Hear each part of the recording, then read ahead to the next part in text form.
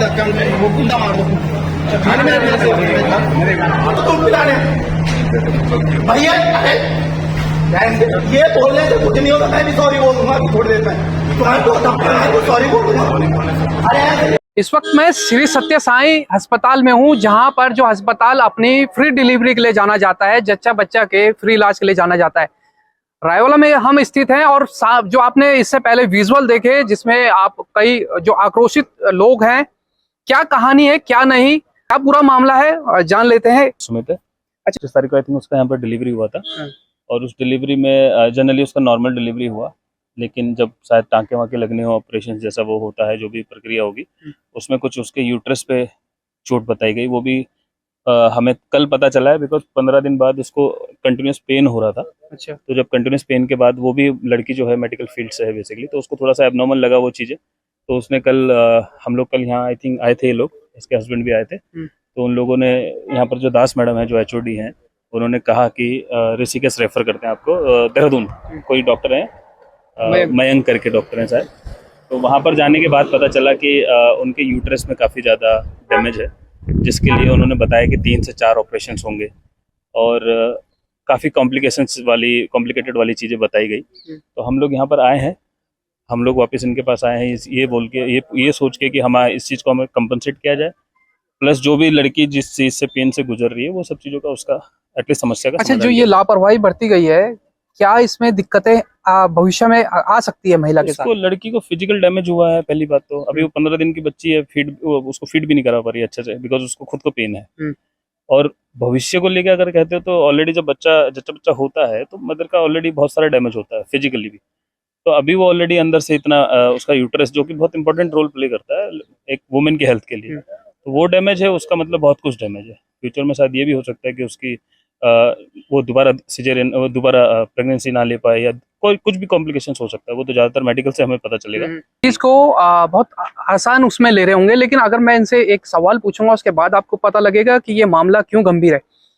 ये जो ऑपरेशन होने, जो हमने भी जब डॉक्टर की जब बात चल रही थी, हमने भी डॉक्टर की बात सुनी, तो ये जो 4 ऑपरेशन बताए उन्होंने, इस दौरान ये ऑपरेशन की प्रक्रिया क्या होगी, पार्ट को किस तरीके से, जब आप बता रहे थे वो जिस तरीके से डॉक्टर ने हमें समझाया है, वो ये कहा गया है कि ये जो ऑपरेशन होंगे, जो इसको रिपेयर करने में जाएंगे, क्योंकि कुछ वीन्स भी कटी हैं, कुछ नसें भी कटी हैं, तो उन लोगों ने बताया कि जो आपके जो ये पोटी वाला पार्ट्स होता है, उसको हम लोग वापस दूसरी जगह शिफ्ट करेंगे।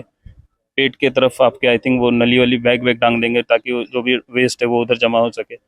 और इसमें ऐसा नहीं है कि वो आपने आज गए फिर 3 दिन बाद गए, 4 दिन बाद गए, वो फिक्स हो गया, नहीं। उसमें उन लोगों ने बताया कि ऑलमोस्ट उसमें हमें 3 महीने बाद, फिर 6 मंथ बाद, तो टोटल जो टाइम उसमें जाएगा एज पर डॉक्टर, वो शायद 9 से 10 महीने जाएगा। लेकिन अब ये पेशेंट पे भी डिपेंड करता है कि वो कितना जल्दी रिकवरी करेगा। अगर इस तरह की प्रैक्टिस होती है तो उसको ऑथराइज कौन करता है? अगर मान लीजिए आपके लिए ये एक चैरिटेबल हॉस्पिटल है जो गरीबों के लिए फ्री सेवा दे रहा है, ये जो चीज़ें हैं, लेकिन सवाल ये उठता है कि ये डॉक्टर्स हैं या प्रैक्टिशनर है? बात है कि जिन सर्जरी को एक एक्सपर्ट डॉक्टर की जरूरत होती है, वो यहाँ पे किस तरीके से अनट्रेंड जो लोग हैं वो यहाँ पे ऑपरेशन कर रहे हैं, वही यहाँ पे चीरा टाका लगाने का काम कर रहे हैं। ऐसे में भले ही कई लोग फ्री के चक्कर में यहाँ पे आते हो, या फिर यूं कहें कि नजदीक होने के वजह से लोग भी यहाँ पर आते हैं, या यूं कहें कि अच्छे डॉक्टरों का जब बात आती है कि यहाँ पे अच्छे डॉक्टर बैठते हैं, इस वजह से भी आते हो, कारण कोई भी हो। लेकिन अगर इस तरीके की लापरवाही लोगों के साथ बढ़ती जाएगी तो उनकी जिंदगी की कौन गारंटी लेगा कि वो यहाँ पे सुरक्षित है? डिमांड ये है सर कि एटलीस्ट जो हॉस्पिटल प्रशासन है वो इस चीज़ को एक्नॉलेज करे, और इसके ऊपर जो भी कंपनसेट हो सकता है बेस्ट से बेस्ट वो हमें दे। क्योंकि आप किसी के मेंटल हेरेसमेंट का कंपनसेट नहीं कर सकते, फिजिकल का नहीं कर सकते, बट आप उसको फाइनेंशियली उसको एटलीस्ट कहीं पे कंपनसेट कर सकते हो। तो हमें बस ये चाहिए कि हमारा कोई जो भी मेंटल, अभी जिस चीज़ से भी हम लोग गुजर रहे हैं, उसको कंपनसेट किया जाए। क्योंकि जो उसका हस्बैंड है वो भी इतना ज़्यादा कमाता नहीं है। अभी कल वो एक जहाँ पर इन लोगों ने उसे भेजा था, तो वो 20,000 रुपये का वो एटलीस्ट एक्सपेंस कर रहा है, जिसमें 2 टेस्ट हुए हैं। उसका मंथली अर्निंग भी 20,000 रुपये नहीं है, तो उसके लिए बहुत टफ हो जाएंगी चीज़ें। वो एक सुविधा को देख के ही यहाँ पर देखिए, यही बात है कि आदमी यहाँ पे इसलिए भी आ रहा है कि ठीक है, उसका अगर फ्री ये दे रहे हैं तो क्यों ना फिर हम फ्री में इलाज करवाएं, अपनी जो डिलीवरी है वो यहाँ पे करवाएं। अगर ऐसी घटनाएं घटेगी तो फ्री के चक्कर में यकीन मानिए कि मकान, दुकान और जमीन तक बेचने की नौबत आ जाएगी अगर इतनी बड़ी लापरवाही। अगर हम बात करें ये जो ऑपरेशन अभी 3-4 होने, लगभग कितनी कॉस्ट होगी इसकी?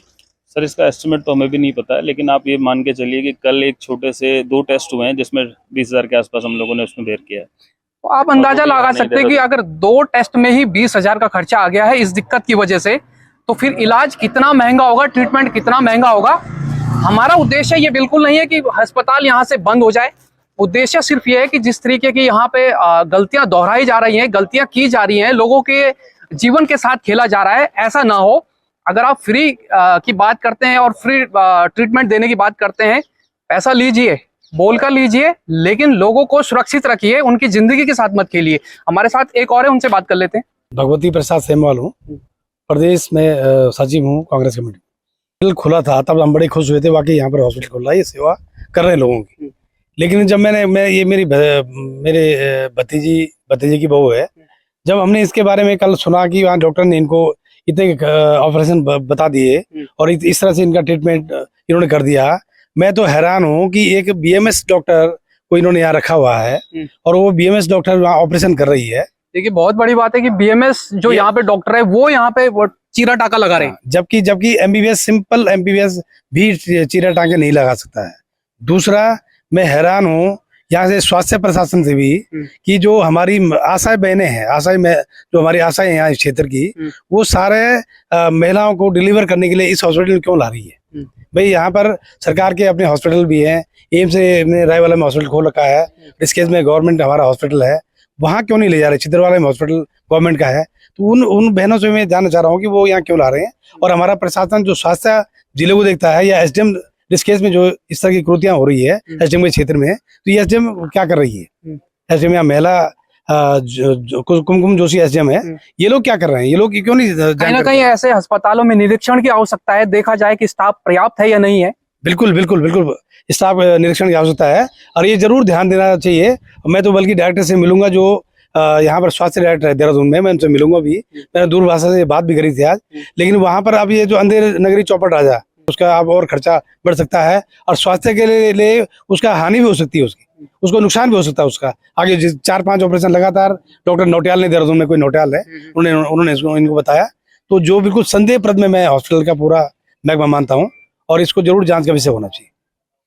देखिए बहुत बड़ी बात है कि अगर इस तरीके की लापरवाही डॉक्टर ही करेंगे तो आम जो लोग हैं वो किस पर विश्वास करेंगे। और साथ ही ये कहूंगा कि हमारा उद्देश्य बिल्कुल नहीं है कि अस्पताल यहाँ से बंद हो, लोगों को सुविधाएं मिले, लेकिन जो मानक हैं, जो डॉक्टर हैं, जो सर्जरी के डॉक्टर होते हैं, वो भी यहाँ पे होने चाहिए। एक आधा डॉक्टर के भरोसे अगर आप इतना बड़ा अस्पताल छोड़ रहे हैं, अस्पताल की माने तो महीने में यहाँ पे 50 से 60 डिलीवरी हो रही है। फिलहाल वीडियो को ज्यादा से ज्यादा शेयर करें। मैं डॉक्टर दास हूँ, एचओडी गायनिक डिपार्टमेंट। यहाँ पे हमारे जच्चा बच्चा केंद्र है खाली। नॉर्मल डिलीवरी होने के बाद वो 26 तारीख को डिस्चार्ज होके हॉस्पिटल से गए ठीक ठाक कंडीशन में। 5 तारीख को मेरे पास आए, जब मैं ओपीडी में थी। उनको कहना था कि वो फिकल मैटर जो है वो अंदर से आ रहा है, अंदर से अलग से रास्ते से आ रहा है। फिर मैंने उनको चेक किया। चेक करने के बाद मुझे लगा कि थोड़ा सा रेंट है, छोटा सा रेंट है, तो टांके टूटी है। जो टांके लगी थी नीचे, टांके लगती है जो नॉर्मल डिलीवरी में, वो टांके टूटी। तो वो मैंने चेक करा और साफ करके फिर उनको एडमिट रखा फॉर ऑब्जर्वेशन 24 आवर्स के लिए। बीच में हमने उनका सर्जन से बात की ही, जो उन्होंने फिर दोबारा उनको रिपेयर करेंगे। दैट इज आरवीएफ था। आरवीएफ रिपेयर होती है बाय सर्जन्स। तो सर्जन से बात की, उन्होंने बोला कि उनके पास भेजना है पेशेंट को। तो पेशेंट को हम उनके पास भेज दिया। उन्होंने बोला कि उनका सर्जरी करेंगे और सर्जरी यहाँ हमारे हॉस्पिटल पे कर सकते हैं। उनका टीम आएगा, हमारे पास एनेस्थीसिया है, सारे मशीन है, सारे कुछ फैसिलिटीज है। हम पेशेंट का यहाँ करने को तैयार है सब कुछ, और टोटली फ्री ऑफ कॉस्ट। जैसे सत्य साई अपने आप में एक बहुत बड़ा नाम है और ये डॉक्टर की मानवीय भूल हो जाती है, लेकिन भविष्य में इस तरीके की घटनाएं ना हो, इसके लिए क्या प्रयास है? इसलिए प्रयास को तो मैं कुछ नहीं कह सकती, क्योंकि ये प्रयास तो जारी है कि हम लोग प्रिकॉशन लेंगे कि किसी को कुछ ना हो। बट ये हमारे किसी के हाथ में नहीं होता है। कभी कभी किसी को हो जाती है, किसी की जैसे कि डिलीवरी करते करते बच्चा मर जाते है, वो भी होता है। हम कोशिश करते हैं माँ बच्चे को सुरक्षित रखे, और ये जानबूझ के कोई डॉक्टर कोई भी नहीं चाहेगा कि हॉस्पिटल की और उसकी नाम खराब